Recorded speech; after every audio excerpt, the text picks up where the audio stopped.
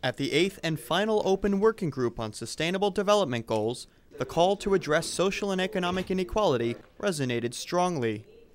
It is ever very clear for me that we are on the brink of the most serious challenge of our times. We are not anymore talking only about who has money and who has not, but the stability of societies, whether in the south or north. Extreme inequalities have profound consequences for all of us as they deepen discontent and destabilize our political, economic, and social systems. During this week's meeting, many suggested that poverty eradication cannot be achieved without first looking at how and why social and economic inequalities are leaving too many behind. Our problem today is not poverty, it is inequality.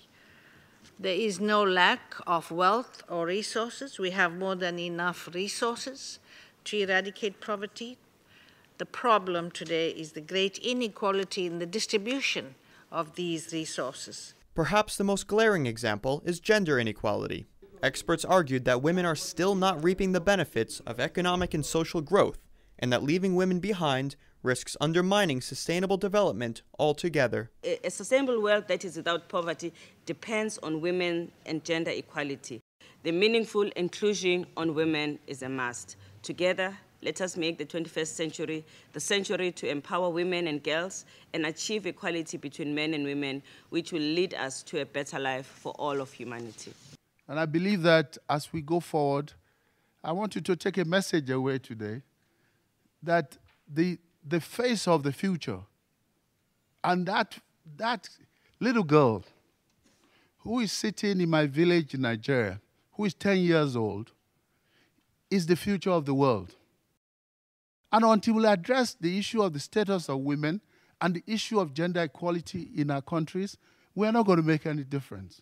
Gender inequality is of paramount importance as the UN builds the post-2015 agenda, with top UN officials like General Assembly President John Ash calling it critical to any sustainable development framework. I believe that as we go forward, if we are to do justice to any future development agenda, the gender aspect has to stand out clearly. It cannot be subsumed under any other aspect of any future development agenda. The Open Working Group concludes its session this week, sending a strong message to the international community that inequalities will not be tolerated in the SDGs and must be comprehensively addressed to leave no one behind. Reporting from the United Nations, Brendan Pastor for South South News.